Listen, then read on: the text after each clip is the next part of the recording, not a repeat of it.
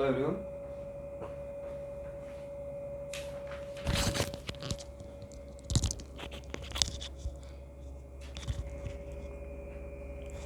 पिछले क्लास में ऑप्टिकल आइसोम का जो पढ़ाया था 2 मिनट में रिवीजन कर लीजिए।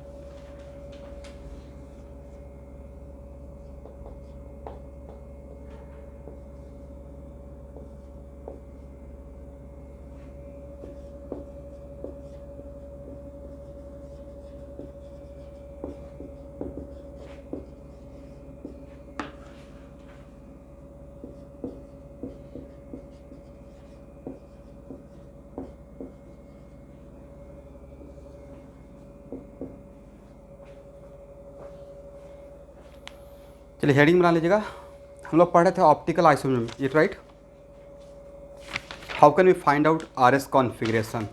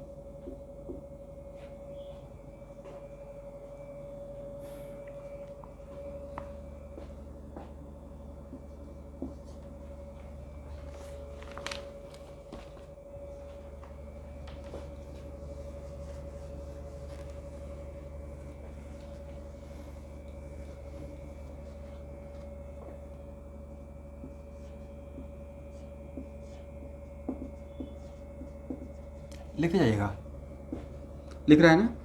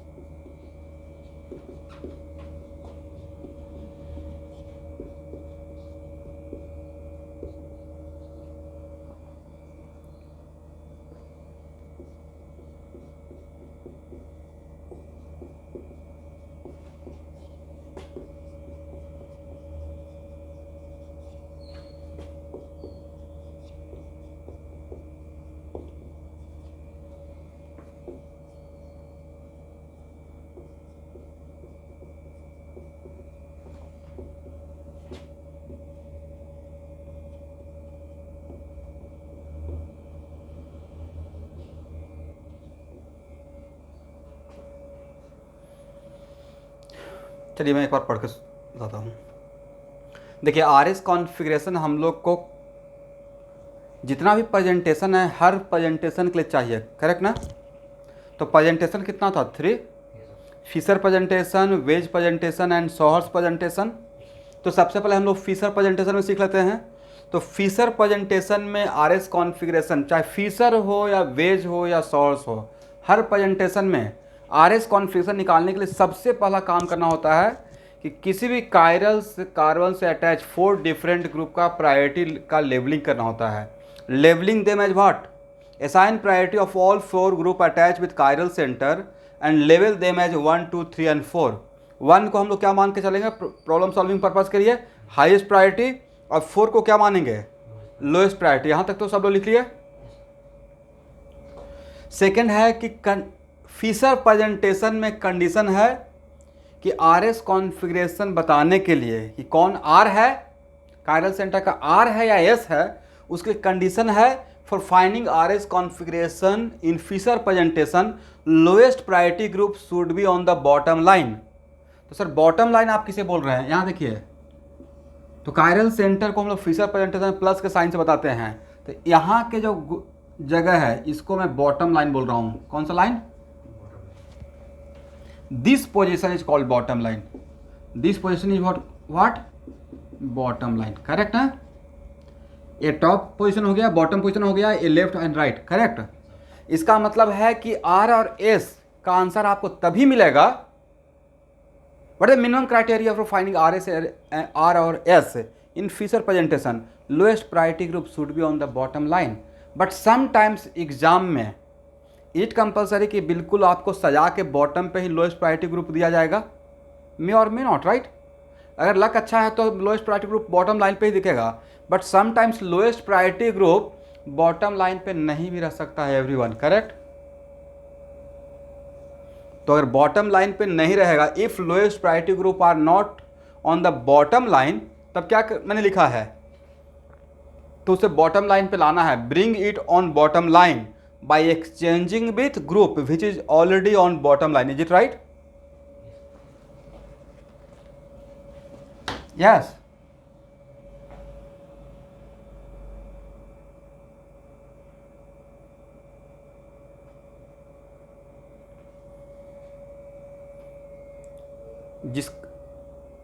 मैं थोड़ा सा वेट कर लीजिए।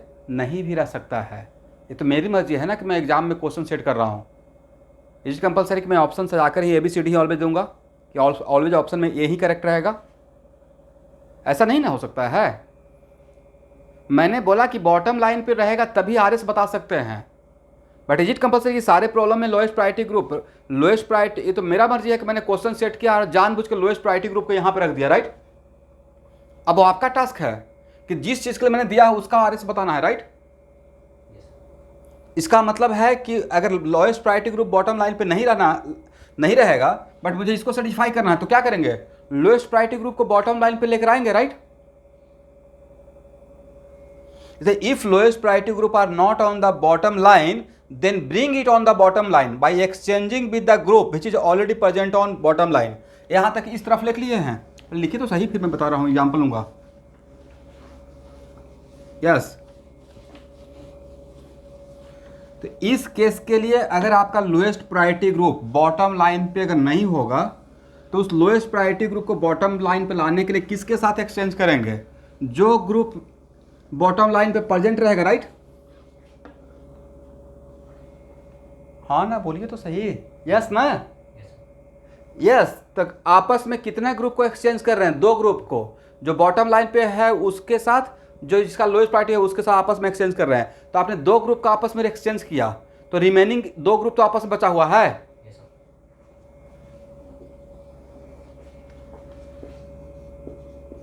यहां से कंटिन्यू करना है, ये इसी C का ही कंटिन्यूशन है। Remaining pair should be also exchanged।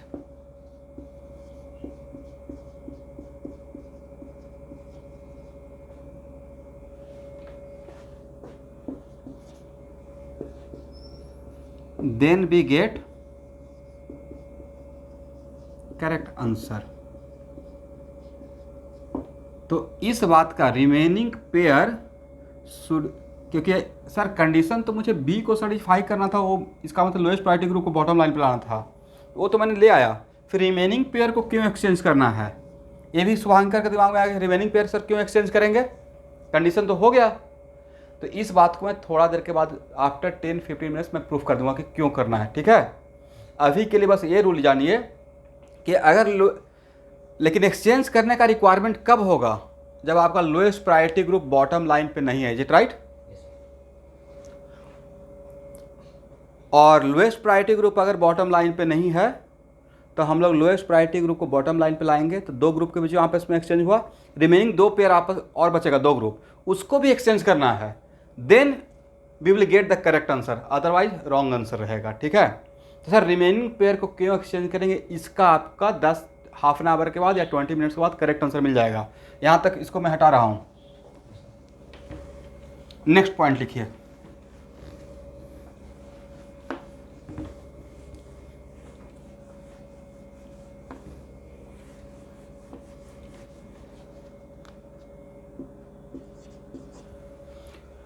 लिखिए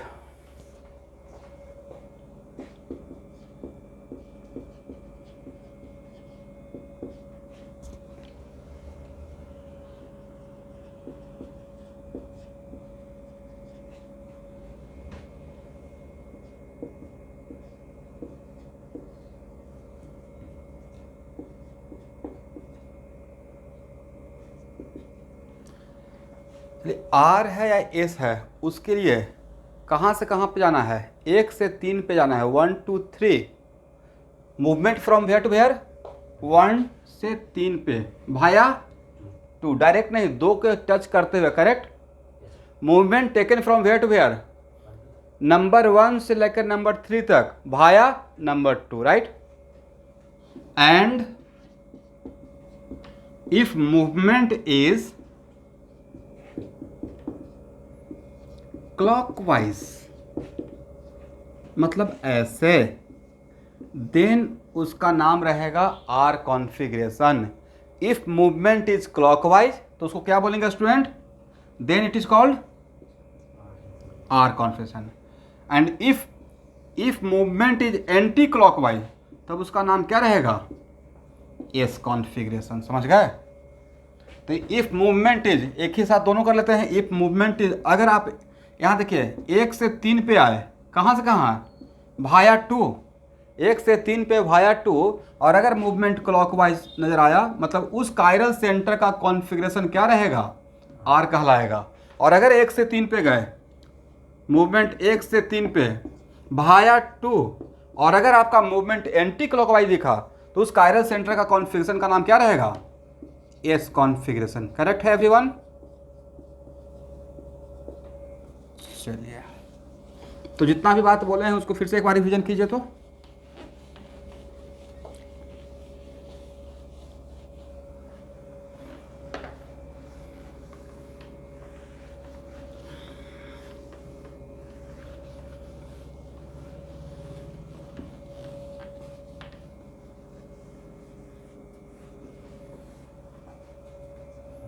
हो गया।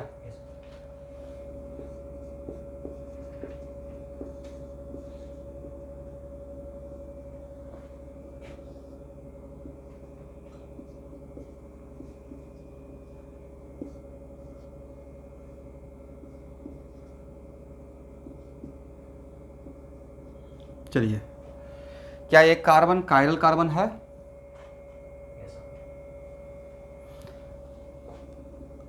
चलिए ये 4 ग्रुप का प्रायोरिटी बताइए, लेबलिंग कीजिए। तो सबसे हाईएस्ट प्रायोरिटी किसका रहेगा, C2, इसका नाम 1 रहेगा, 2 3 4, क्या मैंने सही लेबलिंग किया।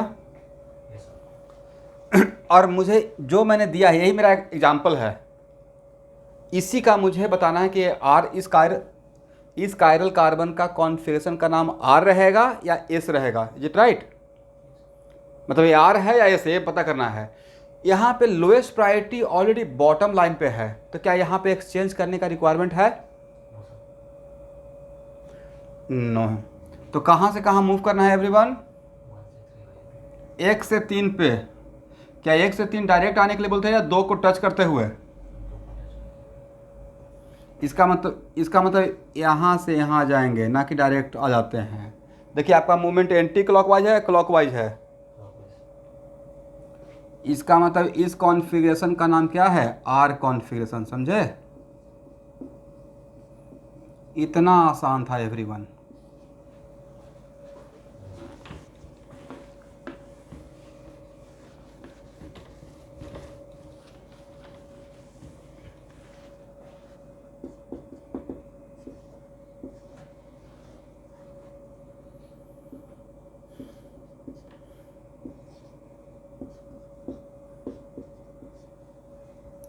कायरल कार्बन का कॉन्फ़िगरेशन बताइए, आर या एस? फर्स्ट लेबलिंग कर पाइएगा? देखिए तो सही है। 1 2 3 4 और 1 से 3 पे वाया 2, राइट?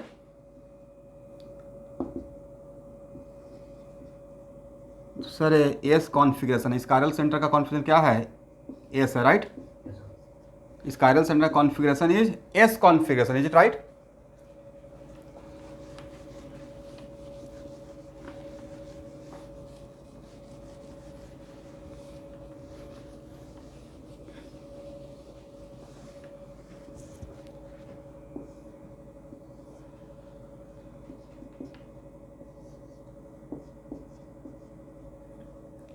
अब यहाँ देखिए शुभांकर, क्योंकि आपका ही क्वेश्चन ये था कि सर बॉटम लाइन पे रखना, तो बॉटम लाइन पे ही तो एग्जामिनर का मन में हुआ कि मैं ए स्ट्रक्चर दूंगा। कौन सा? ए स्ट्रक्चर। और इसी स्ट्रक्चर का आपको बताना है। This is my original problem, correct ना? इसका मतलब है कि इसका इस कायरल कार्बन का तो आप यहाँ वहाँ पे नहीं बोल सकते कि आपने एच को नीचे क्यों दिया, ये उनका मर्जी था, राइट? वो सबसे लोएस्ट प्रायोरिटी ग्रुप को बॉटम लाइन पे दे भी सकते, नहीं भी दे सकते हैं। उनको लोएस्ट प्रायोरिटी ग्रुप को बॉटम लाइन पे रख कर नहीं चाहिए था, उनको एक्चुअली इस कॉन्फ़िगरेशन के लिए चाहिए था कि इसका नाम आर है, एस है, करेक्ट? तो मुझे इसका बताना है, तो इसका बताने के लिए रफ वर्क करने के लिए आपको क्या सिखाए हैं? If lowest priority group is not on the bottom line, तो क्या करना है? यस, तो पहले लेबलिंग तो कर लेते हैं, 1 2 3 4, राइट? तो इसका मतलब H को यहाँ लाना है और Cl को यहाँ लेके जाना है, राइट? बट सिर्फ इन दोनों का ही एक्सचेंज करने के लिए बोले हैं, या अगर एक्सचेंज करने का रिक्वायरमेंट तो अगर इसको करते हैं तो साथ में इसको भी करना पड़ेगा? सर क्यों? उसका आंसर बाद में बताए थे ना, रिमेनिंग पेयर का भी एक्सचेंज करना है। रिमेनिंग पेयर का एक्सचेंज करने के बाद situation is looks like this one, HCl BrCH3, correct? और तब मूवमेंट लेना है। तो 1 2 3 4, गो फ्रॉम 1 2 3 वाया 2, 1 से 3 पे जाना है 2 को टच करते हुए। तो एक्चुअल में ये जो आर आया है वो आर इसका था, जिसका हम लोग को ओरिजिनल प्रॉब्लम का फाइंड आउट करना था, करेक्ट? ये तो हम लोग रफ वर्क किए ना, बना निकालने का ट्रिक बताया कि ऐसे करके निकालिएगा। पर जो आपने आंसर दिया वो एक्चुअली इसका दिया, और ए डिफरेंट है या मैंने सेम ही लिखा? मतलब यही स्ट्रक्चर ये स्ट्रक्चर है, राइट? इक्वल करने का मतलब ए स्ट्रक्चर ऐसे डिफरेंट नहीं। अगर इसका आर है तो ए आर एक्चुअली इसका आंसर है, ठीक है? इसका मतलब ए और ए कॉन्फिगरेशनली सेम है, तभी तो सेम है, इक्वल दिए। These two structure are configurationally different या कॉन्फिगरेशन सेम। तो इस केस में when lowest priority group already not present on the bottom line, then A process को करना है, लोएस्ट प्रायोरिटी ग्रुप को बॉटम लाइन पे लाना है, साथ में रिमेनिंग पेयर को भी एक्सचेंज करना है, तब आपका सही आंसर आएगा। लेकिन अगर इसको नहीं कीजिएगा तो जो आंसर आएगा जस्ट उस उल्टा आंसर आएगा। जैसे अभी आर आया है, अगर ये काम नहीं करते तो एस रहता, बट इसका answer correct answer is R, okay?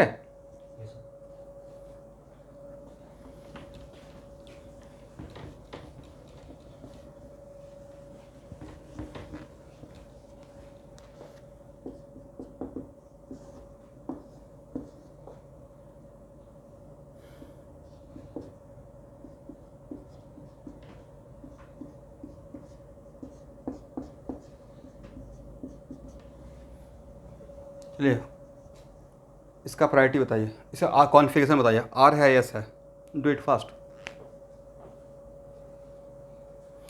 यहाँ पे CIP रूल लग रहा है या नहीं लग रहा है सर? उसके बिना तो काम ही नहीं चलेगा।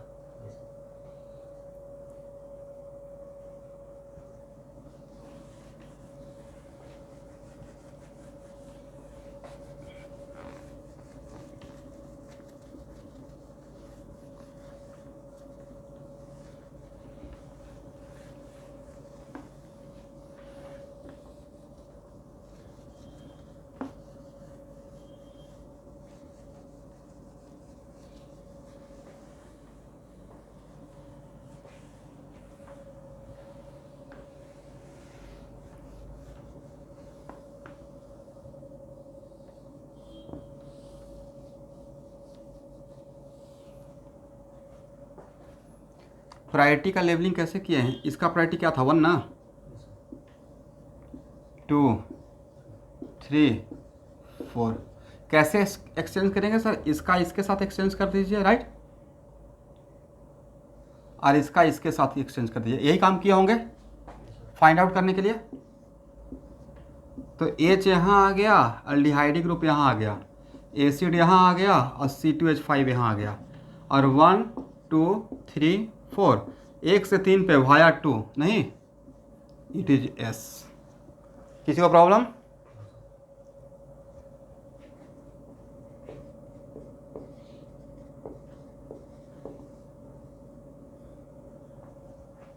यहाँ पे भी लिख दीजिए या S कॉन्फिगरेशन नीचे लिख दीजिए, configuration of this chiral carbon ऐसे इंडिकेट करें, configuration of this chiral carbon yes. चलिए यहाँ तक तो हो गया।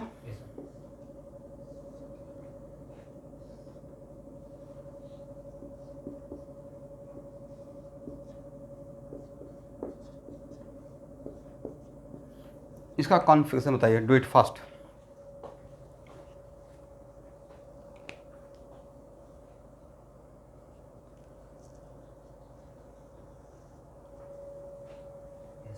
इसको हटाएं एवरीवन।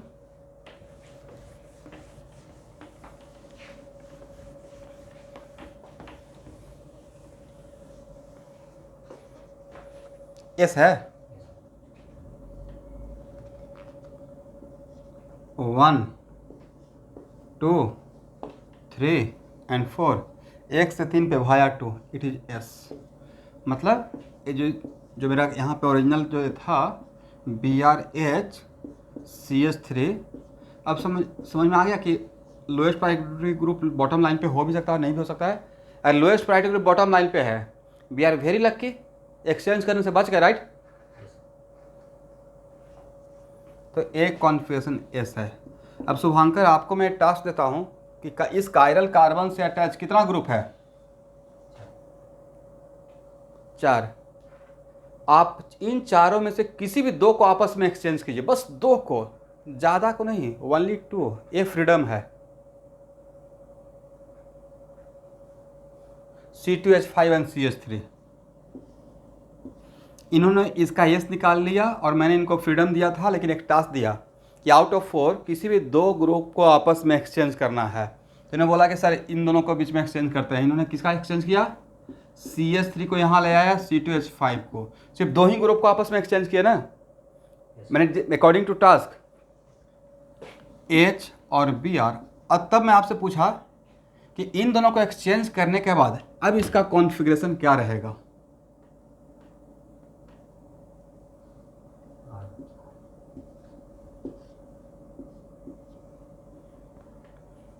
देखिए निकाल कर, 1 से 3 पे वाया 2 ना। और अब आप में से कोई आपके फ्रेंड सोच रहे होंगे नहीं सर ने बोला है कि 4 में से किसी 2 को एक्सचेंज करेंगे, तो CH3 और C2H5 क्यों? C2H5 Br भी तो कर सकते थे, राइट।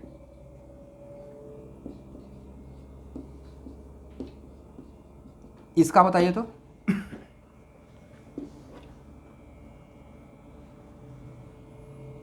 सर 1, 2, 3, 4, 1 से 3 पे वाया 2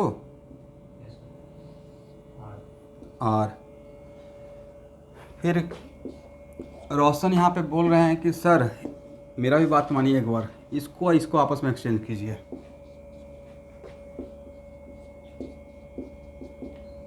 अब देखिए तो क्या है, बट हर केस में मैं 2 ही ग्रुप को आपस में एक्सचेंज कर रहा हूँ। 1 2 3 4, कौन सा? 1 से 3 पे भाया 2 R। अब इसमें से कुछ स्टूडेंट आते हैं ना कि चीज़ों को थोड़ा कॉम्प्लिकेट करते हैं, तो सर H और BR को एक्सचेंज कीजिए सिर्फ 2 ही, क्योंकि आपने कंडीशन दिया था 2 ग्रुप को आपस में एक्सचेंज करेंगे, राइट? तो मैं H और BR को भी आपस में एक्सचेंज करके देख लेता हूँ। H यहाँ पे, BR यहाँ पे, right?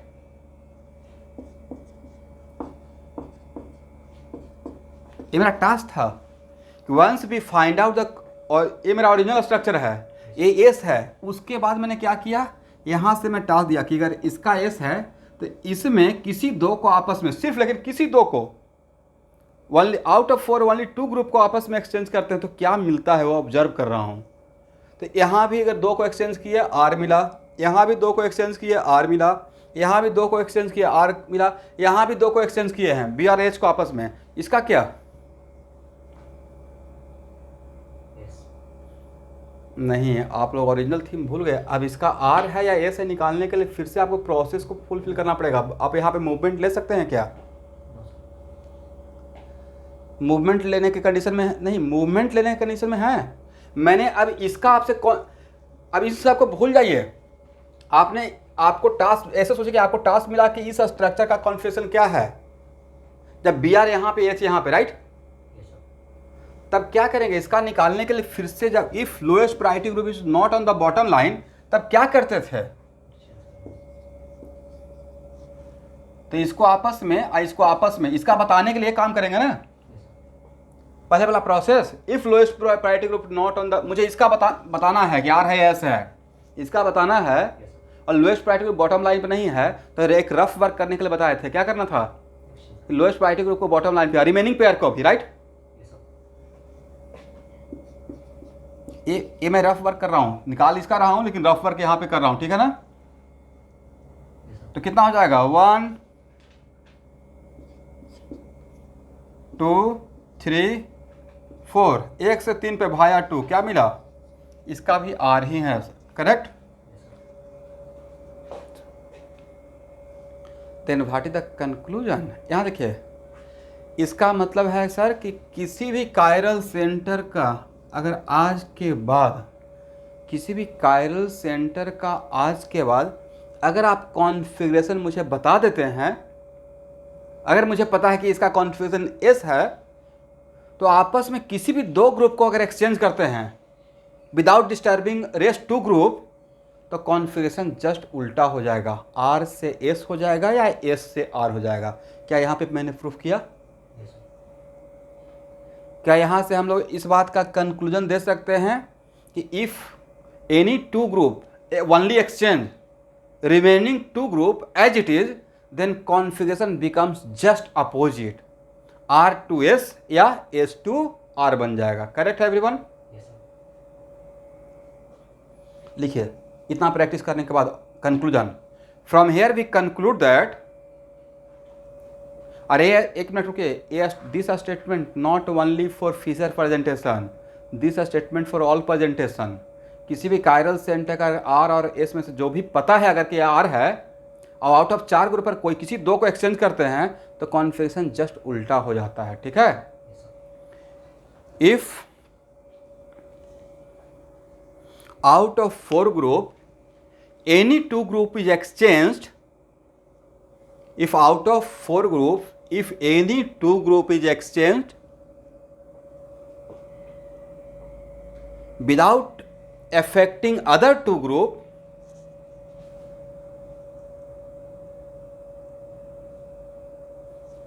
without affecting other 2 group, then configuration of chiral center becomes just opposite, then configuration of chiral center becomes just opposite. It means it becomes R to S or S to R. It means it becomes R to S और S to R. यहां तक समझ में आया?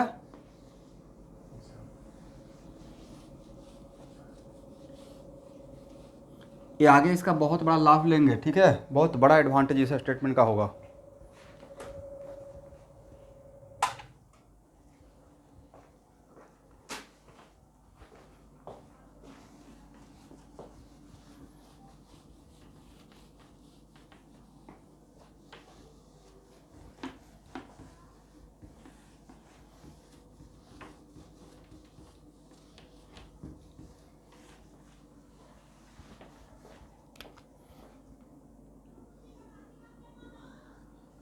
अब यहाँ देखिए student, ध्यान से सुनिएगा।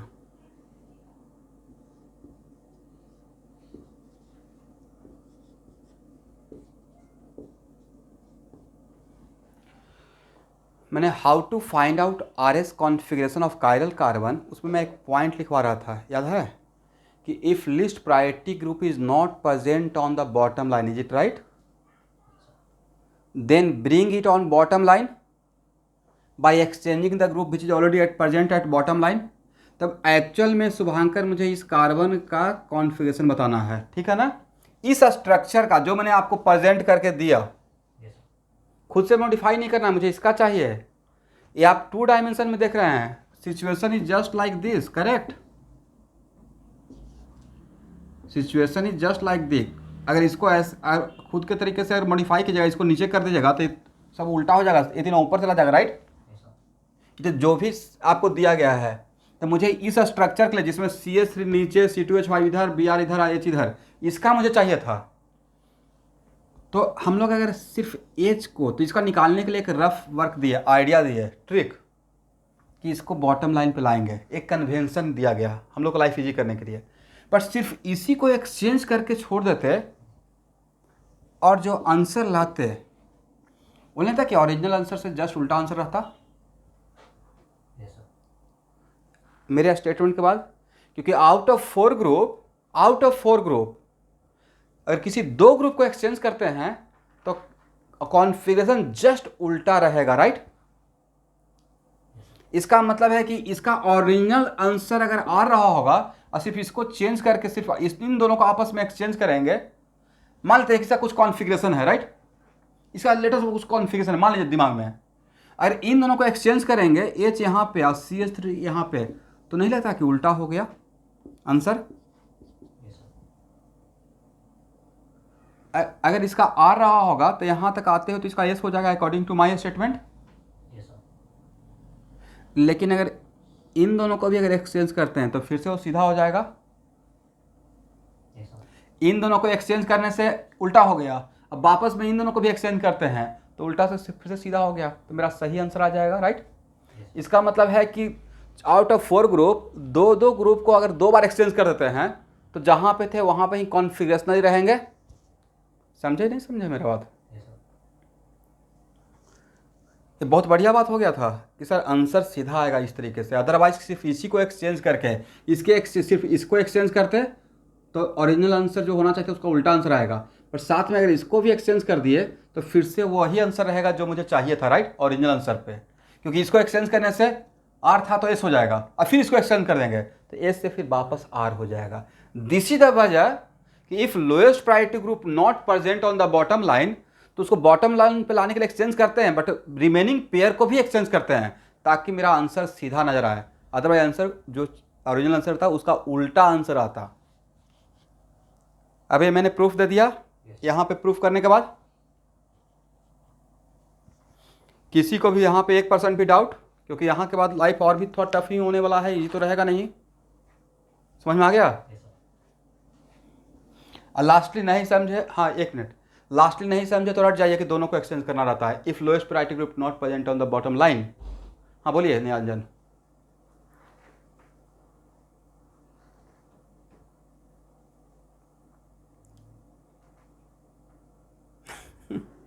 कॉपी नहीं, देखिए एक्चुअल में इस बात को ये सोचिए कि 3 डायमेंशनल चीज़ को 2 डायमेंशन में नोटबुक में पढ़ाया जा रहा है, राइट। sp3 कार्बन है ना, 3 डायमेंशन को 2 डायमेंशन में पढ़ाया जा रहा है। तो ठीक है, आप कॉपी घुमा दीजिएगा, बट कॉपी घुमा कर तो ना पढ़ेंगे हम लोग बुक वगैरह, जब आप स्टडी करते रहें तो जो भी ऑथर हम लोग को कन्वेंशन दे रहे हैं उसके अकॉर्डिंग ही हम लोग कॉपी सीधा करके ही पढ़ेंगे। वो कॉपी सीधा के लिए ये बात बताए थे कि ऐसे रखना है। इस नहीं, ये तो ऐसे ही नहीं, इसलिए उस ऐसे जो नोटबुक लिखते हैं इसके लिए बताया गया है। एग्जाम में भी पेपर तो सीधा ही लिखेंगे ना, पेपर को ऐसे करके थोड़े लिखेंगे उल्टा करके। इसलिए जैसे आप अब जो दिया जाएगा, अब कुछ स्टूडेंट ऐसे बोलेंगे सर एग्जाम में तो ए आएगा, देखिए यहाँ पे HBR ओरिजिनल पेपर में ऐसे था सर, मैंने क्या कर दिया सर, पेपर को ही उल्टा कर दिया, H ऊपर कर दिए। तो भाई ये आपका प्रॉब्लम था, उन्होंने तो सोचा कि आप सही सीधा पेपर करके पढ़िएगा। और जेई मैंने वाले बच्चों को माइंड मत कीजिए, मैं जो बोल रहा हूँ, आपको तो पेपर भी उल्टा सीधा नहीं करना रहेगा, ऑनलाइन रहेगा, राइट। तो वहाँ पे जैसे क्वेश्चन रहेगा उसी को नोटबुक वैसे ही बनाइएगा, लास्टली ऐसा ही करना है, ठीक है। यहाँ तक किसी को नहीं उल्टा कर, नहीं नहीं, यहाँ देखिए, उल्टा करने से फ़र्क पड़ेगा, लेकिन उसका थोड़ा देर के बाद, यह फर्स्ट क्लास है इसका, इसको हम लोग बताएंगे rotation of Fischer presentation on the notebook, heading ही दूंगा। जो इनका क्वेश्चन एक्चुअली है ना, rotation of Fischer presentation on the notebook, क्या इफेक्ट आएगा, ठीक है। पर थोड़ा सा वेट कीजिए। लास्टली फिशर प्रेजेंटेशन में हम लोग के पास टाइम बहुत कम है, तो हम फिशर प्रेजेंटेशन में क्या ओनली वन कायरल सेंटर जो दिया रहेगा उसका RIS निकाल लेंगे। चलिए,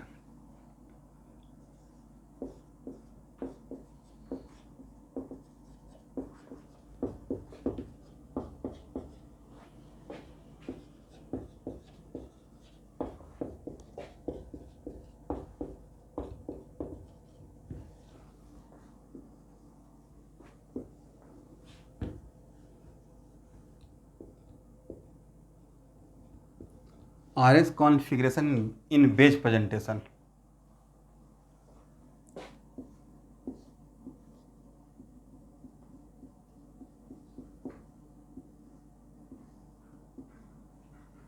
यही ना wedge presentation, right. And this carbon is chiral carbon. देखिए स्टूडेंट, यहाँ देखना है, पहले सुन लीजिए। All rules are same as in Fischer presentation except least priority group should be present on dotted line. बाकी सारा रूल वही रहेगा, बट यहाँ पे लिस्ट प्रायोरिटी ग्रुप कहाँ पे रहेगा, list priority group should be on dotted line for taking the movement. 1 से 3 पे भाया 2 जाने के लिए लिस्ट ग्रुप को कहाँ पे रखना है, जैसे यहाँ फिशर प्रेजेंटेशन में कहाँ पे, बॉटम पे रखकर ही मूवमेंट ले सकते हैं, राइट। जब तक बॉटम पे लिस्ट प्रायोरिटी ग्रुप नहीं रहेगा तब तक आपको मूवमेंट लेने का पावर नहीं दिया गया है, आप नहीं ले सकते हैं, एक कन्वेंशन में है, राइट। वैसे ही तो नेक्स्ट क्वेश्चन फिर से शुभांकर वाला ही क्वेश्चन आ गया, it compulsory list priority group always bottom line पे रहेगा, डॉटेड लाइन पे रहेगा, नहीं भी तो रह सकता है। तो क्या करना है फिर, sir bring it on dotted line, bring it on what, dotted line. तो इसको वहाँ अगर नहीं रहेगा लिस्ट प्रायोरिटी ग्रुप यहाँ पे इस पोजीशन पे, तो उसके इस पोजीशन पे लाना है। तो कैसे लाएंगे, जो यहाँ पे प्रेजेंट है उसके साथ एक्सचेंज करेंगे, राइट। पर सिर्फ उसी को एक्सचेंज करेंगे या रिमेनिंग पेयर को भी एक्सचेंज करेंगे, रिमेनिंग पेयर को भी। इसका मतलब क्या, इस वेज प्रेजेंटेशन में एक लाइन में इसको समअप कर दिया जाए। लिखिए, all rules are same as in Fisher presentation, all rules are same as in Fisher presentation,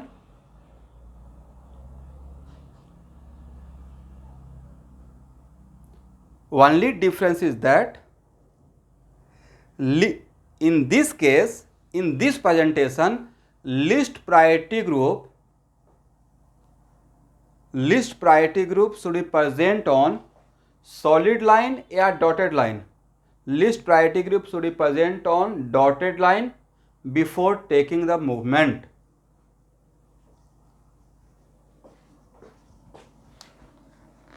बाकी सारा कहानी तो लिखवाने का रिक्वायरमेंट नहीं है एवरीवन, उसका एग्जाम्पल से हम लोग प्रैक्टिस कर लेते हैं। करेक्ट।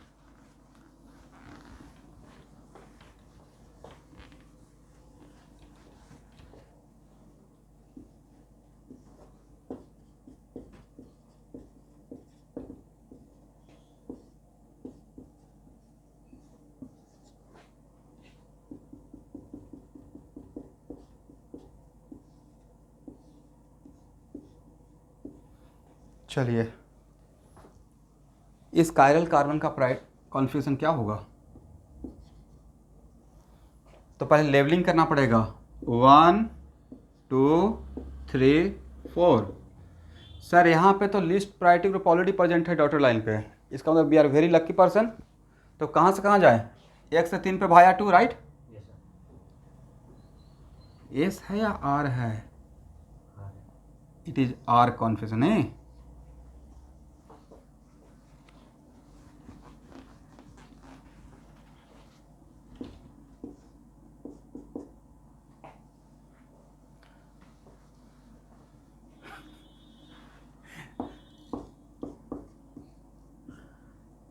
ये सिर्फ नीलांजन के लिए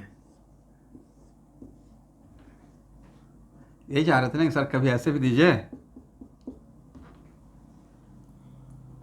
नहीं नहीं, डॉटेड लाइन देखिए, एक्चुअल में ऐसे इमेजिन कीजिए, डॉटेड लाइन का मतलब नीचे व्हाइट बोर्ड का, अब बोर्ड लाइन का मतलब ऊपर। तो यहाँ पे डॉटेड है तो आप इसके लिए क्या सोचेंगे? बोर्ड व्हाइट बोर्ड के नीचे है, व्हाइट बोर्ड के कहाँ है? ऊपर है। इतना तो इमेजिन कर पाएंगे, राइट? यहाँ पे, यहाँ देखिएगा,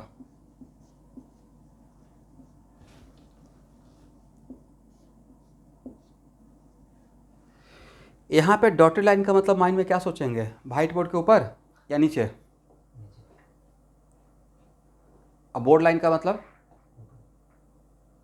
तो इसको यहाँ इसको व्हाइट बोर्ड पे या ऐसे दिखाने से या ऐसे दिखाने से कोई फ़र्क पड़ा आपका इमेजिनेशन पे?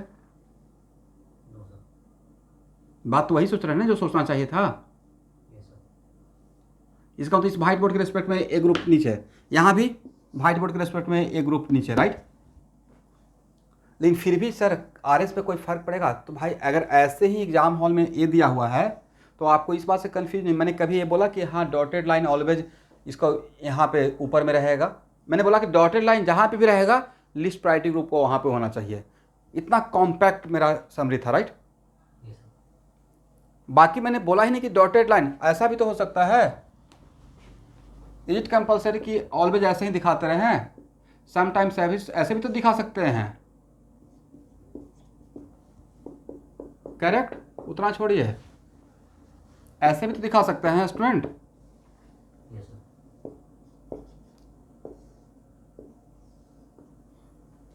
तो इससे मेरे स्टेटमेंट पे क्या फ़र्क पड़ेगा?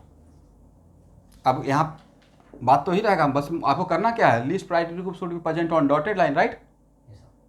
And make a movement from 1 to 3। चाहे ऐसे क्वेश्चन पेपर में दिया रहे, ऐसे दिया रहे या ऐसे दिया रहे, कोई फ़र्क ही नहीं पड़ेगा। करेक्ट। तो इन तीनों को हम लोग पहले निकाल लेते हैं, अगर दे दिए हैं तो इतना मेहनत करके दिया हुआ है।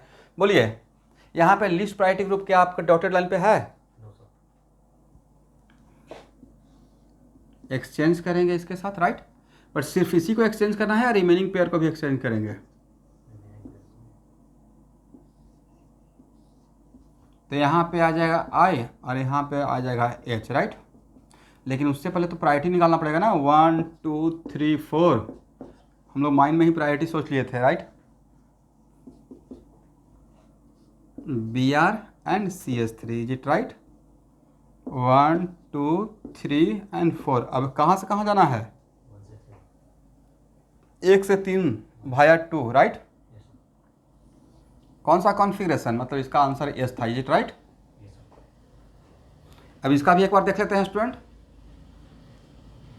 1, ओहो ये तो कायरल ही नहीं है। अब बताइए,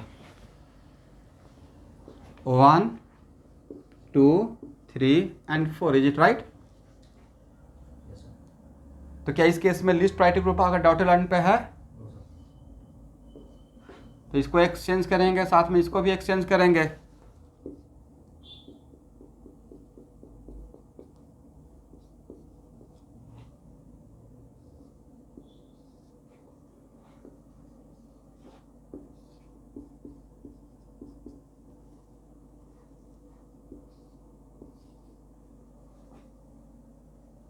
one, two, three and four. कहाँ से कहाँ जाना है? 1 से 3 पे वाया 2, इज इट राइट? इसका भी कॉन्फिडेंस क्या आया है? यस आया है, राइट? Anti clockwise movement. तो क्या बेज प्रेजेंटेशन में आप लोग आर और एस निकाल लेंगे? बहुत आसान है। क्या करना है? For finding R S, list priority group should be on the bottom line if it is already present on on dotted line. If it is already present on dotted line, then there is no need to exchange the group. But if it is not present on dotted line, then bring the list priority group on the dotted line and remaining pairs should also exchange. Then we get correct answer. Otherwise we get ulta answer, right? किसी को समझ में problem? चलिए इसको हटाया जाए।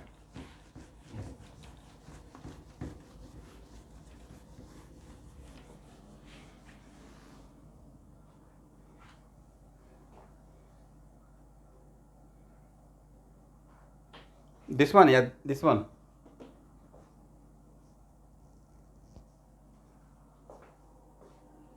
ये ना, तो इसमें मैंने क्या किया, यहाँ पे डॉटेड लाइन ये है, बोल्ड लाइन ये है, राइट?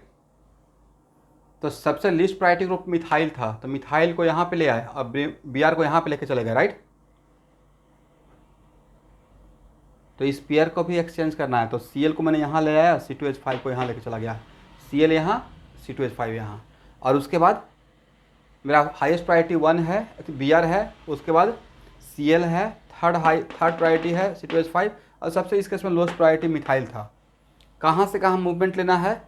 1 से 3 पे, बट किसको टच करते हुए जाना है? 2 को टच करते हुए जाना है, राइट? तो we are moving from 1 to 3 via 2, तो 1 से 3 पे वाया 2, तो मेरा मूवमेंट एंटी क्लॉकवाइज दिख रहा है। और एंटी क्लॉकवाइज का मतलब जिसका निकालने जा रहे थे, ये था मेरा ओरिजिनल प्रॉब्लम, इस कार्बन का कॉन्फ़िगरेशन एस कॉन्फ़िगरेशन होगा, करेक्ट?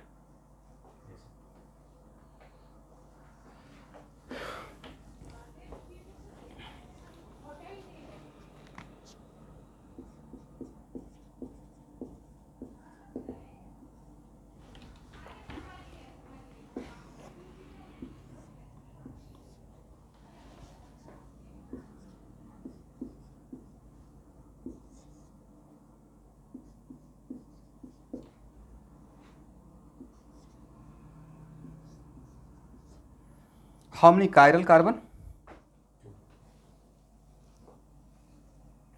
2 कायरल कार्बन है।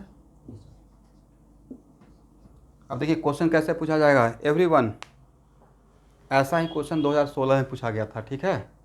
ऐसे दिया रहेगा तो जैसे दिया रहेगा उसी का निकालना है, उल्टा सीधा नहीं करना है खुद से। ये this is my original problem, right?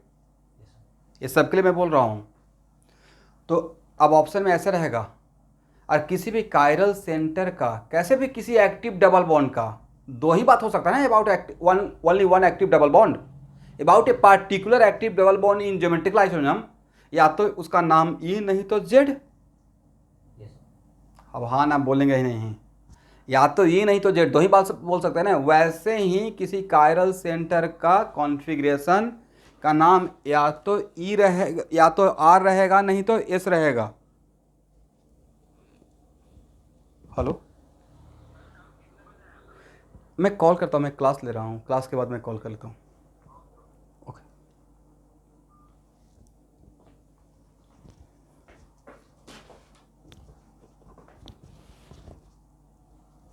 तो देखिए, या तो इसका कॉन्फ़िगरेशन आर रहेगा और नहीं तो एस रहेगा, या तो इसका कॉन्फ़िगरेशन आर रहेगा नहीं तो एस रहेगा, इज इट राइट?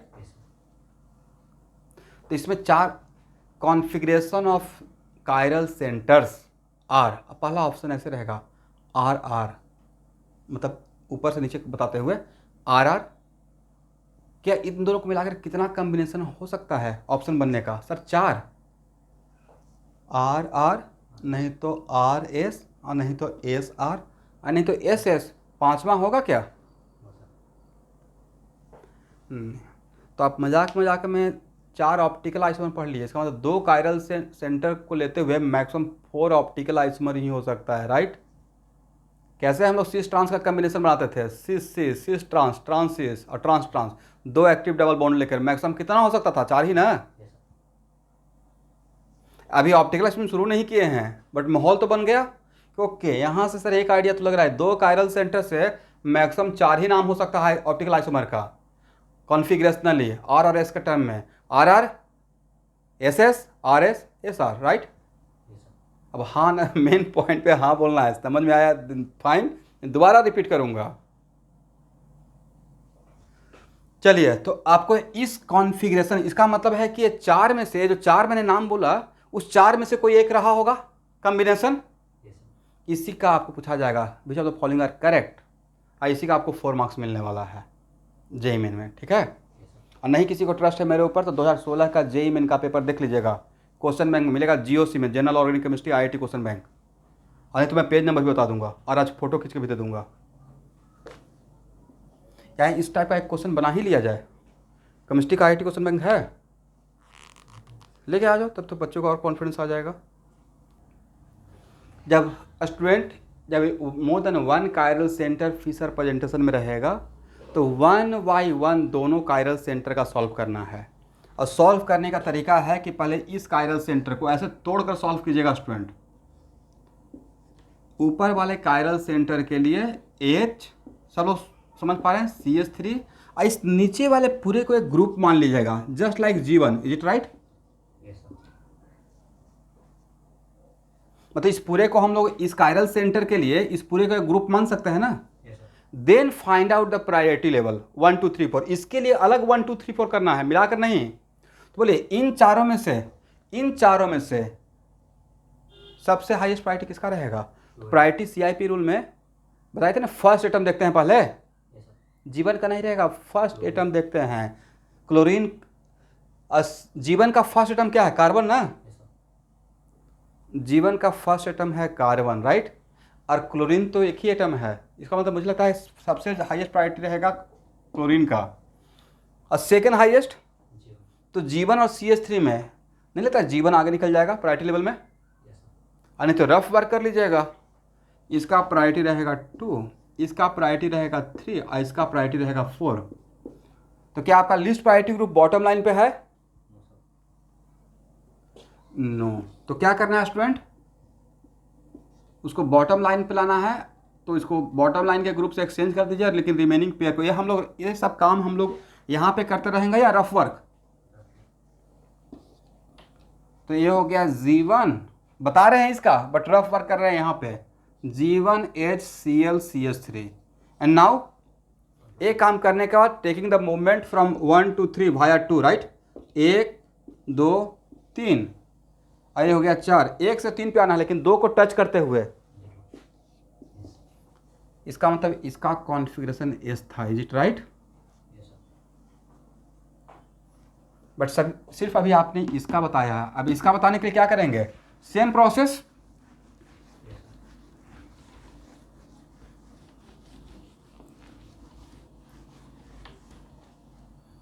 नीचे वाले कायरल सेंटर का बताने के लिए सर CH3 C2H5 H, और ये पूरे ग्रुप को इस कायरल सेंटर के लिए कंबाइंड वे में एक ग्रुप मानेंगे, जिसका नाम दे देंगे G2, is it right?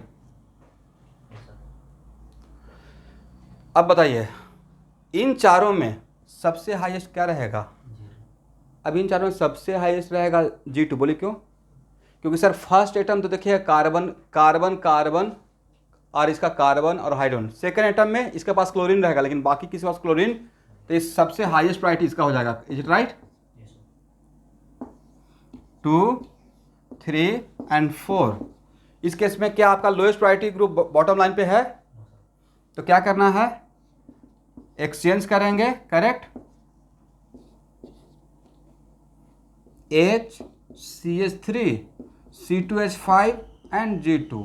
Now movement from where to where, 1 से 3 पे वाया 2, इज इट राइट? इसका भी सर एस ही आ गया, चांस की बात है। तो चार जो कॉम्बिनेशन हम लोग के माइंड में चल रहा था, R R S S R S S R, उसमें से आउट ऑफ 4 ये वन ऑफ द कॉम्बिनेशन है, वन ऑफ द आइसोमर है, राइट? एस एस, करेक्ट ना? तो क्या फिशर, यस, आपको सीआईपी रूल पढ़ाया गया है, मैंने पढ़ाया था। सीआईपी रूल में क्या सब पहले समझाया था, बताइए तो। सर पहले हम लोग फर्स्ट एटम को कंपेयर करते हैं, तो G2 का फर्स्ट एटम क्या है? G2 का फर्स्ट एटम है कार्बन। C2H5 का फर्स्ट एटम क्या है स्टूडेंट? कार्बन। CH3 का फर्स्ट एटम क्या है? कार्बन। और H का तो फर्स्ट एटम H है, तो ये तो सबसे लोएस्ट, ये तो सब रेस में बाहर निकल गया, राइट? सेकेंड एटम, G2 का सेकेंड एटम में कौन कौन है, जरा नाम बताएंगे? क्लोरीन, हाइड्रोजन और carbon, is it right? But इसका सेकेंड एटम सब पूरा सारा सेकेंड एटम का नाम बताइए। Hydrogen, hydrogen, carbon, right? और CH3 का second atom hydrogen, hydrogen, hydrogen. तो भाई इन सबको मिलाइएगा, जो 9 हुआ, उसमें सबसे ज़्यादा एटॉमिक नंबर किसका है? क्लोरीन का। और क्लोरीन किसके पार्टी का? G2 के पार्टी का, राइट? प्रूफ हो गया? ठीक है, इसका मतलब है कि यहाँ पे SS। तो क्या अब फिशर प्रेजेंटेशन में 2-2 कायरल सेंटर अगर दिया जाएगा, आपके सिलेबस में मैक्सिमम 2 ही है, हम लोग 3 तक भी देख लेंगे, अब बायोमोलिक्यूल्स में 4 तक भी देख लेंगे, राइट? तो 2 कायरल सेंटर का एटलीस्ट ऐसे निकाल पाएंगे? हो पाएगा अब आपसे? चलिए इसको हटाएं, लिख लीजिए आप लोग सब लोग। बहुत आसान था, आसान तो नहीं था, आसान बना रहे हैं हम लोग मिलकर। ओके,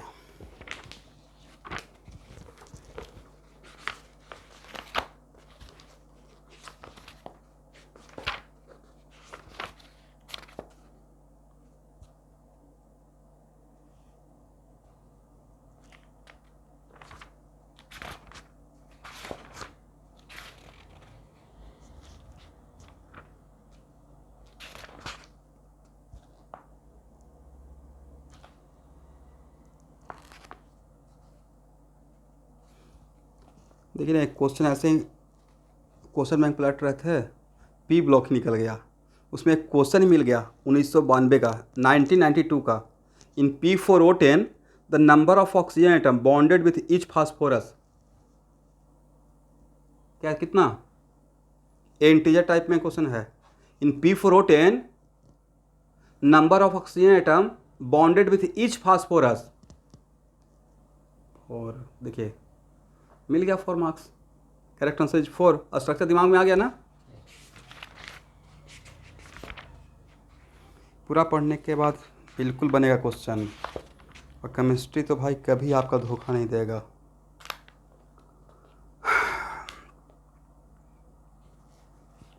लेकिन उसके लिए पूरा हम लोग को साथ में क्वेश्चन बैंक सॉल्व करना पड़ेगा। आप पे छोड़ देंगे, आप लोग पे छोड़ देंगे तो नहीं हो पाएगा।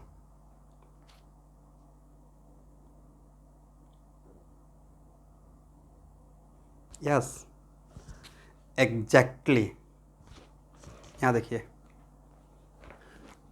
इस तरीके से तैयारी करिए भाई, इस ईस्वी और सन तक मज़ा याद आता है, पता नहीं शायद मेरा थोड़ा सा एक्स्ट्रा कुछ है, पता नहीं ईयर भी याद ही हो जाता है।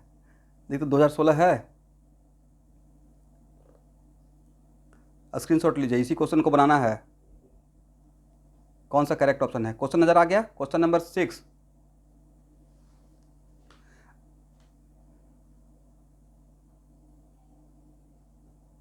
अभी सही है?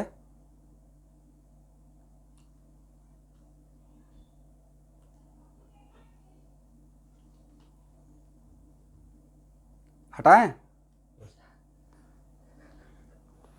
चलिए आंसर बताइए। इसके लिए आपको 2 मिनट मिलेगा, या हार्डली 3 मिनट।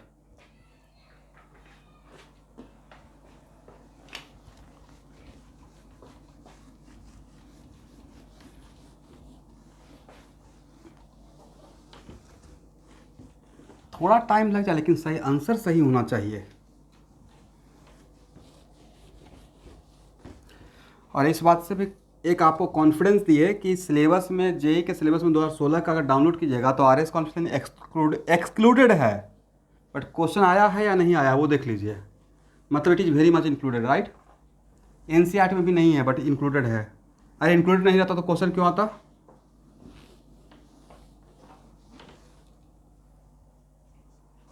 देखें क्वेश्चन क्या है।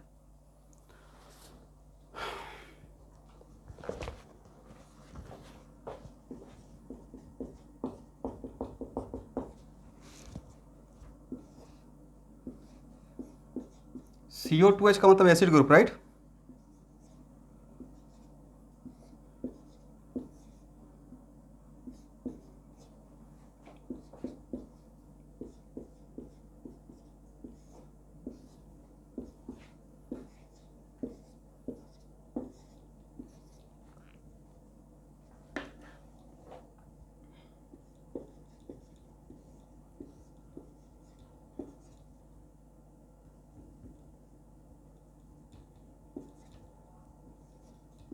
चलिए स्टूडेंट, मैं अच्छा आप लोग अपना अपना आंसर निकाल के रेडी रहिए, अब मैं भी सॉल्व कर लेता हूँ। ऊपर वाले ग्रुप में के लिए क्या नीचे वाला पार्ट को जीवन मान लें? इसमें सबसे हाईएस्ट प्रायोरिटी तो ऑक्सीजन OH का रहेगा, फर्स्ट एटम। इसका फर्स्ट एटम कार्बन है, इसका फर्स्ट एटम भी कार्बन है, बट इसका फर्स्ट एटम ऑक्सीजन है, तो हाईएस्ट प्रायोरिटी फर्स्ट। बोलिए एसिड ग्रुप और जीवन में किसका प्रायोरिटी ज़्यादा रहेगा? जीवन का, क्योंकि इसमें सेकेंड एटम ऑक्सीजन रहेगा, बट इसका सेकेंड एटम में एक क्लोरीन भी है, राइट।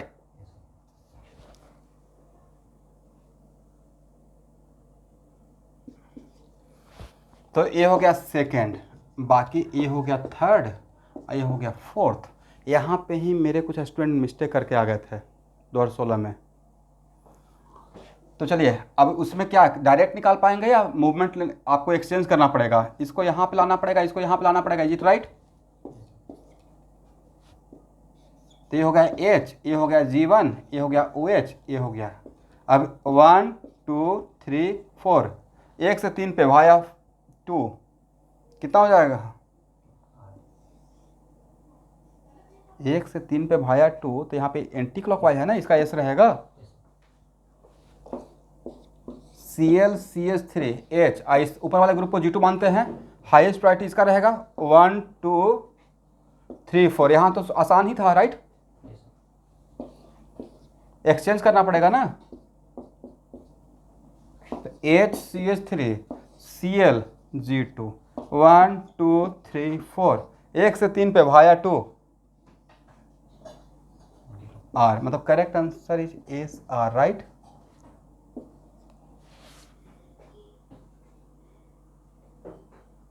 अब यहाँ देखिए, अब उन्होंने क्या किया है कि जो आप नंबरिंग पढ़ते हैं ना नोमेनक्लेचर का 1 2 3 4, करेक्ट ना।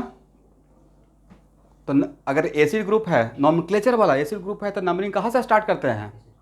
एसिड ग्रुप से। वो वाला नंबरिंग कर दिया गया है, तो इसका मतलब 2S और 3R, राइट। इसका मतलब अगर नंबर दिया रहेगा तो वो नंबरिंग रहता है नोमेनक्लेचर वाला 1 2 3 4। कहाँ से नंबरिंग करते हैं? एसिड ग्रुप में है monovalent with carbon is the first point, तो वहाँ से ही नंबरिंग करते हैं, find out the longest chain, right. तो करेक्ट आंसर मैं देख लेता हूँ।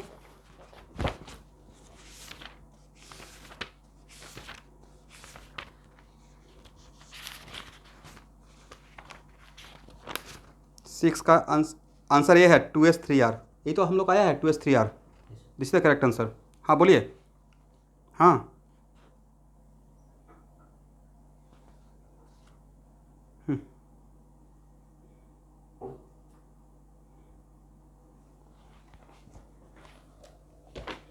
नहीं समझा आपकी बात को।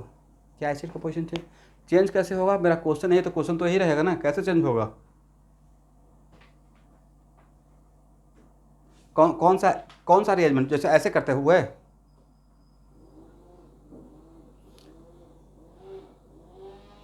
एसिड का पोजीशन ही चेंज हो गया।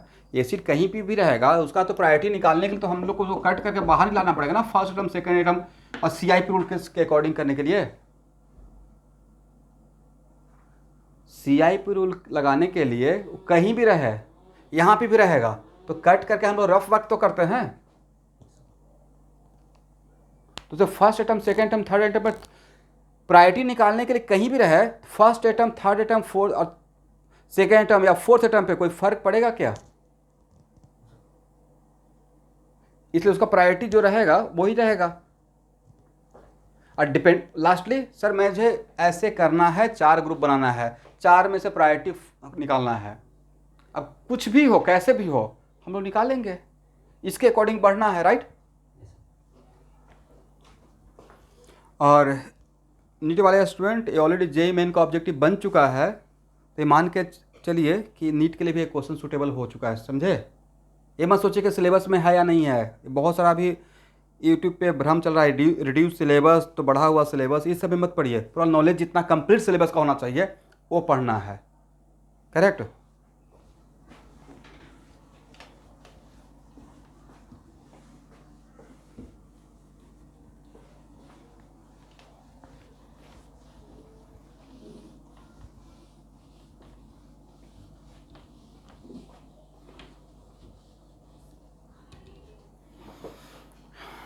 इसको हटाएं, अभी कुछ एग्जाम्पल का प्रैक्टिस करते हैं।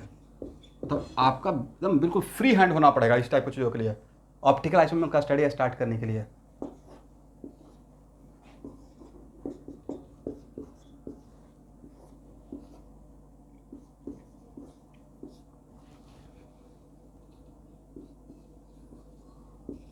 दोनों सेंटर का कॉन्फ्रेंस निकालिए फर्स्ट।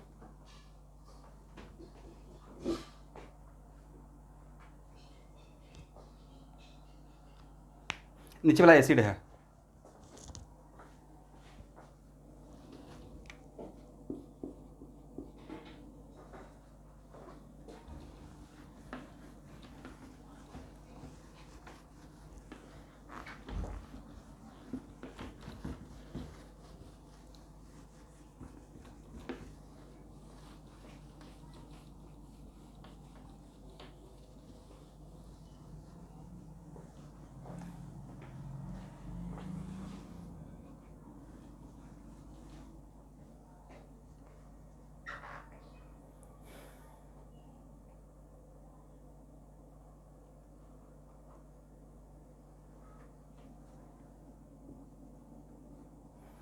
क्या ऊपर वाला कायरल सेंटर का निकालने के लिए हम लोग ऐसा काम कर सकते हैं स्टूडेंट, Cl, आयोडीन, H और नीचे वाला ग्रुप को हम लोग यहाँ से जीवन मान लें।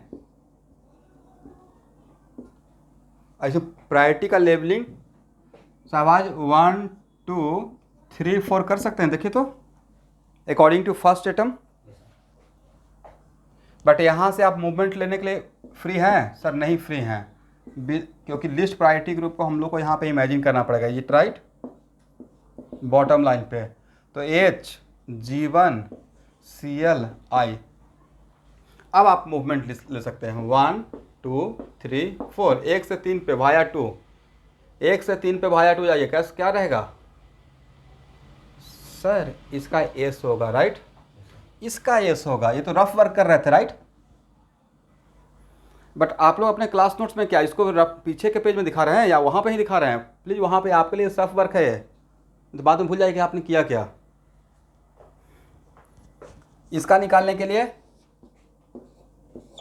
सर एसिड, एल्डिहाइड, इसको मान लेंगे क्या G2 और H। अच्छा, this two chiral center are is it similar या dissimilar chiral center? Dissimilar chiral center, right. बोलिए सबसे ज़्यादा प्रायोरिटी यहाँ पे किसका रहेगा? G2 का, एसिड का, एल्डिहाइड का? बोलिए G2 का रहना चाहिए। क्यों? क्योंकि G2 में और एसिड में और एल्डिहाइड में फर्स्ट एटम तो कार्बन रहेगा, राइट। बट इसमें सेकेंड एटम आयोडीन और क्लोरीन हो गया, तो रेस वहाँ पे ही खत्म हो गया। फर्स्ट एटम डिसाइड किया इन तीनों के बीच में, भाई सबसे लोएस्ट प्रायोरिटी तो ये तो बेचारा अलग है ही, लोएस्ट प्रायोरिटी। इन तीनों में कन्फ्यूजन था, बट इसमें आगे निकल जाएगा कि इसका फर्स्ट एटम कार्बन, इसका भी कार्बन, इसका भी कार्बन, बट इसका सेकेंड एटम में आयोडीन आ जाएगा, वो रेस खत्म कर देगा, राइट। तो ये रहेगा फर्स्ट प्रायोरिटी। और एल्डिहाइड और एसिड का हम लोग क्या नहीं CIP रूल के टाइम पे पढ़े थे? यस। तो ये हो जाएगा सेकेंड और ये हो जाएगा थर्ड। बट यहाँ से ऐसा नहीं, अब देखिए जल्दीबाजी में क्या होगा, एग्जाम में भाई प्रेशर रहता है so much, 1 ATM becomes 1000 ATM, right? क्योंकि घड़ी का जो सुई है टिक टिक चलते रहेगा। ये आज तक हम लोग पढ़ने के टाइम पे घड़ी नहीं देखते हैं, एग्जाम हॉल में देखते हैं। बहुत सारे बच्चों को मैं देखता हूँ, जब टेस्ट लेता था ऑफलाइन तो वहाँ पे सामने घड़ी रखते थे और आधा उनका प्रेशर घड़ी पे है, टाइम जा रहा है। भाई फ्री मूवमेंट, एकदम बिल्कुल फ्री होकर टेस्ट दीजिए, कोई बात नहीं है। अब घड़ी ही देखते रहेंगे तो पूरा दिमाग तो उधर है कि टाइम बीत रहा है। तो दो चीज़ माइंड में चल रहा है, टाइम जा रहा है, क्वेश्चन नहीं बन रहा है। आराम से उसको छोड़ दीजिए, जब 3 घंटा होना होगा तो हो जाएगा। एनीवे क्या होगा, तो यहाँ से डायरेक्ट मूवमेंट नहीं लेना है। अगर लिस्ट प्रायोरिटी ग्रुप है तो यहाँ पे लाना है। तो क्या होगा बोलिए तो, H acid, aldehyde and G2, 1 2 3 and 4, is it right? और 1 से 3 पे भाया 2 डायरेक्ट चले जाए या 2 को होते हुए? इसका मतलब इट इज R, मतलब इसका भी क्या रहेगा, R रहेगा, समझे? इसका मतलब अब मुझे आप लोग पे इस बात का ट्रस्ट हो गया है कि फिशर प्रेजेंटेशन में 2 कायरल सेंटर रहेगा तो आप लोग निकाल पाएंगे, चाहे कितना भी घुमा फिरा के दिया जाए, राइट? हो जाएगा ना?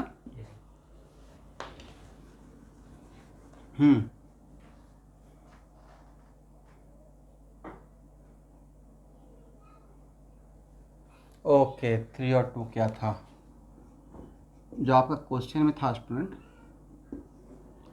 वो शायद यही था ना, समथिंग कुछ ऐसा था, राइट? ए नॉमेनक्लेचर वाला नंबरिंग किया हुआ था 1 2 3 4,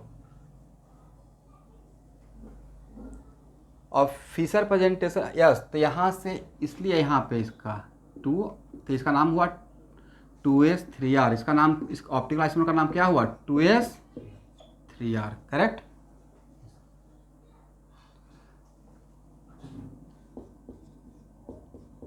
जैसे यहाँ देखिए,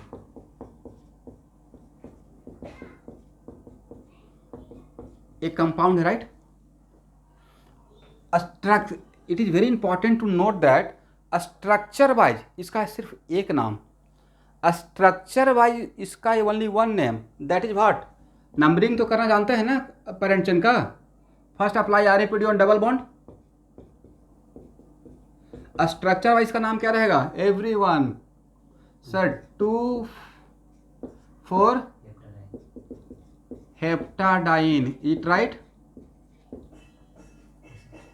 या बहुत तोड़ कर लिखना चाहेंगे तो ऐसे लिखिएगा, हेप्ट 2 3 डाइन। बट इस नाम के अंदर 4 ज्योमेट्रिकल आइसोमर है। स्ट्रक्चर वाइज तो it is only one, but geometric configurationally इसके अंदर 4 कंपाउंड है, इट राइट? कौन कौन सा? सिस सिस सिस ट्रांस ट्रांस सिस और ट्रांस ट्रांस, राइट? तो अगर कॉन्फिगरेशनली भी इसका नाम लिखना रहता, like situation is just like this, ऐसे देते हैं, और जानबूझ के इस तरीके से ऑप्शन भी सिस और ट्रांस के टर्म में ही अगर दिया रहता, समथिंग लाइक दिस,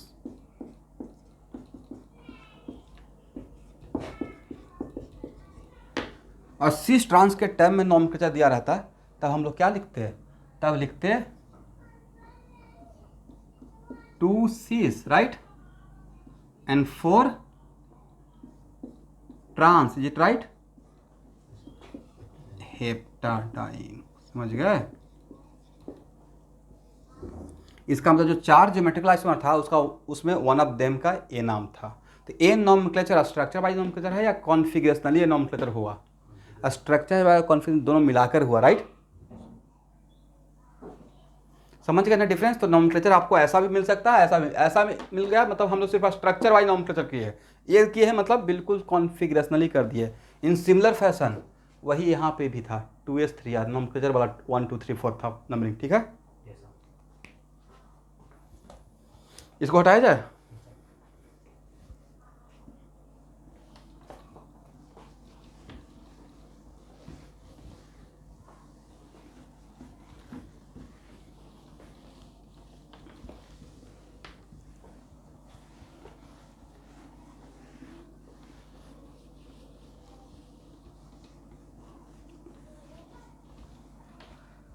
तो कौन कौन सा प्रेजेंटेशन का आरएस निकालने के लिए आप लोग सीख लिए? वेज का और फिशर का, राइट। और 2 कायरल सेंटर का जब निकालेंगे उससे 3 कायरल सेंटर का भी निकल जाएगा, कुछ भी ज़्यादा टफ नहीं है। सबका वो इंडिविजुअल निकालेंगे, पहले फर्स्ट का, सेकंड का, थर्ड का, बट 2 तक भी अगर आपको ग्रिप हो गया तो ये मेरे लिए काफ़ी है।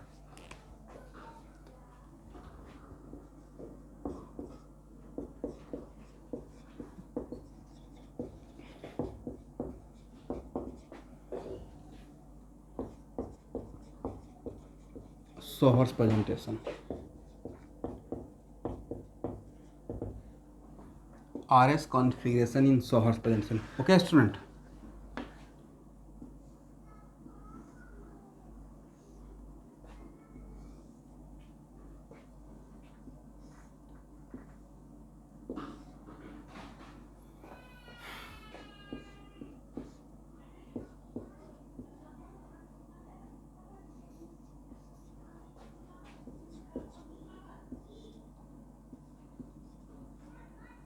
चलिए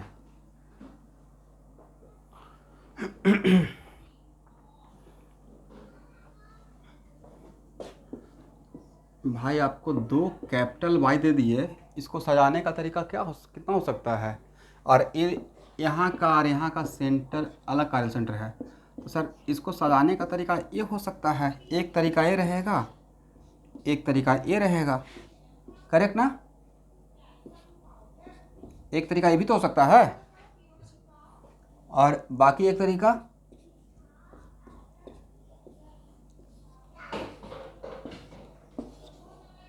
पांचवा तरीका तो आएगा नहीं। 2 कैपिटल वाई है, दोनों या तो ऊपर की तरफ सीधा हो, या ए सीधा ए उल्टा, या ए उल्टा ए सीधा, या दोनों उल्टा, राइट? ओके, तो एक्चुअल में यहाँ पे देखिएगा, यहाँ पे 2 कायरल सेंटर है, एक कायरल सेंटर ए है, एक कायरल सेंटर ए है। तो इस कायरल सेंटर का अगर निकालना है,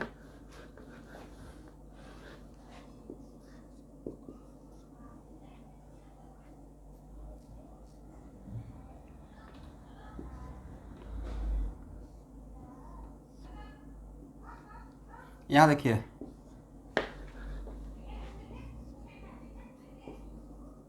हालांकि सोहर्स प्रेजेंटेशन से क्वेश्चन जनरली आता नहीं, लेकिन फिर भी हम लोग रिस्क नहीं लेंगे, ठीक है। फॉर दिस स्ट्रक्चर, कौन सा स्ट्रक्चर? सीधा वाई के लिए, करेक्ट। अच्छा बताइए, किस वाई में आपको बॉटम लाइन मिलेगा?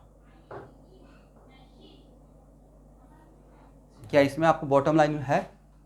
नीचे कोई लाइन है? नहीं है। तो अभी मैं फॉर दिस स्ट्रक्चर, इस स्ट्रक्चर के लिए रूल क्या है? ऑल रूल्स आर सेम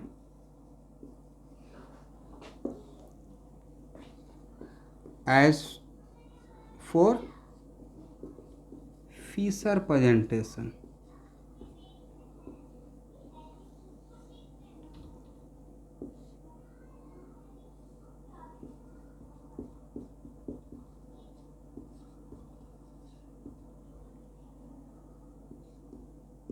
इसमें बाकी कुछ बोलना भी नहीं है, एक लाइन में मैंने सारा बात बोल दिया।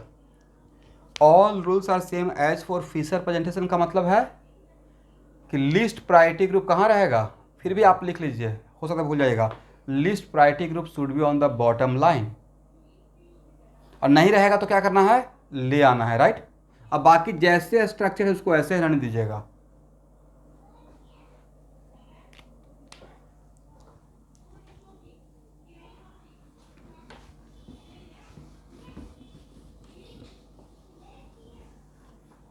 तो यहाँ देखिए स्टूडेंट, इस ग्रुप का हम लोग निकालने के लिए जा रहे हैं, ठीक है।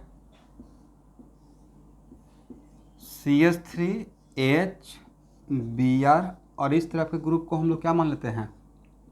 G1, और ये मेरा है bottom line, is it right? क्या नंबरिंग कर पाएंगे? इसका 1, इसका 2, इसका 3 और इसका 4। और लिस्ट प्रायोरिटी ग्रुप अगर बॉटम लाइन पे नहीं है तो इसको ले आएंगे, यहाँ पे, और इन दोनों को भी आपस में एक्सचेंज कर लेंगे, इट राइट। तो दिस वन लुक्स लाइक, यहाँ पे H रहेगा, यहाँ पे Br रहेगा, यहाँ पे G1 रहेगा और यहाँ पे CS रहेगा, करेक्ट ना। अब movement taken from where, 1 2 3 and 4, 1 से 3 पे भाया 2 राइट, इट इज़ क्लॉकवाइज, मतलब इसका आर कॉन्फिगरेशन था। तो सीधा वाई के लिए समझ में आ गया, मतलब everything just like Fischer, there is no any difference right.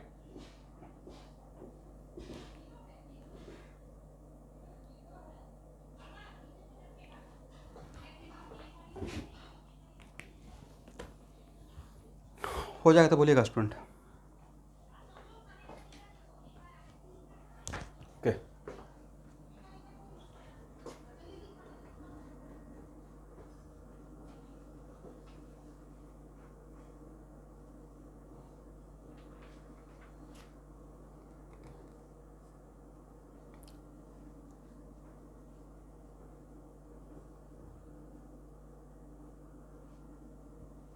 हटाएं।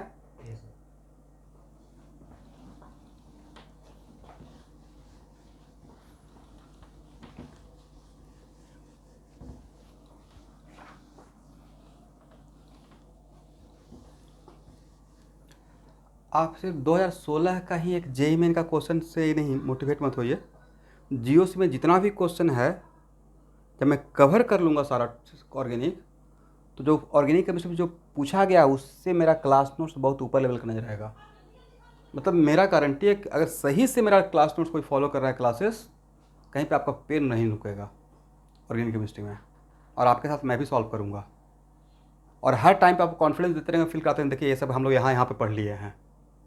मतलब बहुत बैलेंस करके चल रहा है, बट इट टेक्स टाइम। मतलब अगर जल्दीबाजी करेंगे तो फिर उतना मैं आउटपुट नहीं दे पाऊंगा जितना मेरे पास है कि हाँ इस लेवल तक जाना चाहिए। अभी for this type of structure,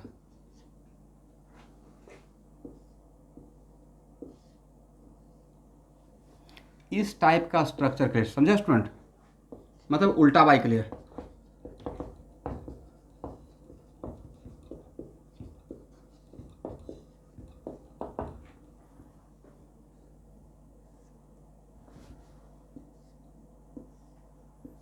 इस टाइप का स्ट्रक्चर में क्या आपके पास कोई बॉटम लाइन है?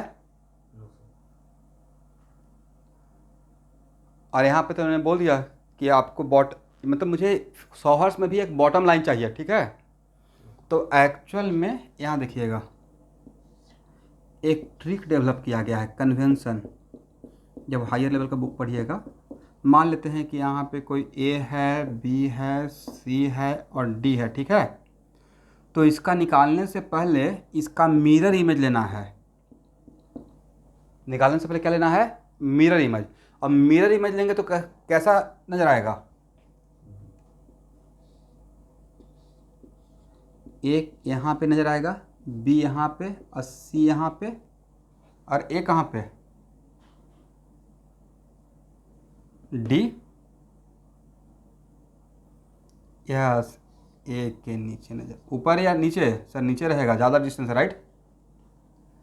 अब यहाँ पे इसका मतलब निकालना मुझे इस सेंटर का था, बट हम लोग निकालेंगे इसका, और जो इसका आएगा वही इसका रहेगा, दोनों का सेम रहेगा, समझे।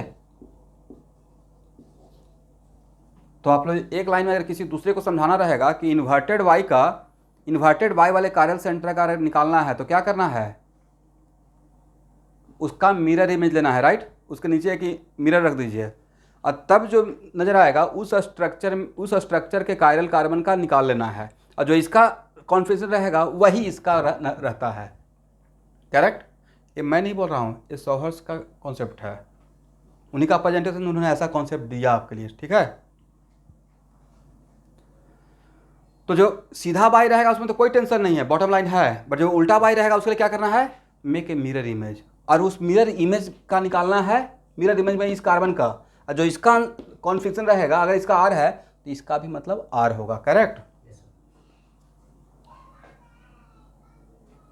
इसको हटाएं, फिर इसका देख लेते हैं।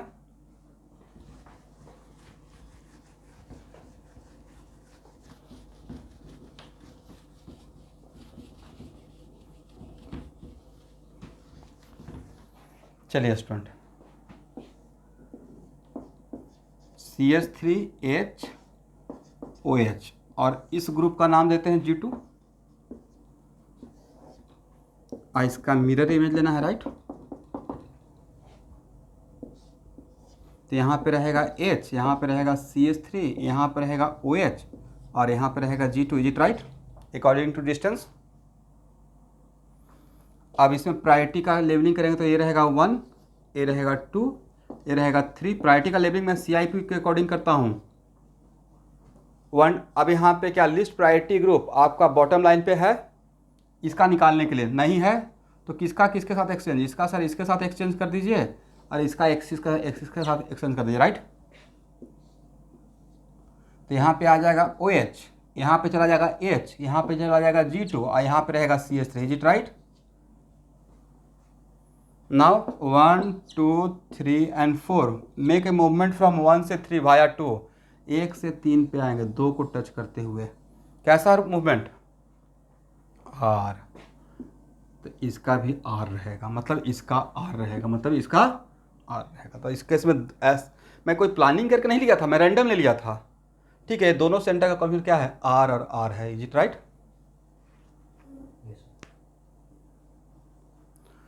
तो सर दोनों बाई अगर ऐसे रहता तब क्या करते हैं, अगर ऐसे रहता तो क्या इसका उस केस में मिरर इमेज लेने का रिक्वायरमेंट है क्या। मिरर इमेज का मजबूरी क्यों बना, बॉटम लाइन बनाने के लिए, इज इट राइट। जहां पे ऑलरेडी बॉटम लाइन पहले से दिखेगा तो वहां पे फिर मिरर इमेज लेने का रिक्वायरमेंट नहीं है। तो आज के क्लास में आप लोग क्या क्या सीखे सर। आज के क्लास में हम लोग बेज का, फिशर का और सॉहर्स में कायरल सेंटर का कॉन्फ़िगरेशन कि आर है या एस है निकालने के लिए सीखे हैं, राइट।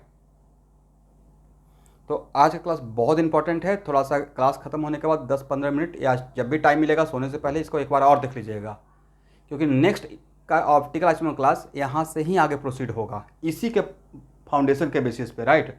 अगर आर एस नहीं निकालने आएगा तो आगे भी नहीं समझ पाएंगे हम लोग क्या कर रहे हैं, ठीक है। चलिए तो स्टूडेंट थोड़ा देर आप लोग भी ब्रेक ले लीजिए थोड़ा सा, और मिलते हैं 9 बजे।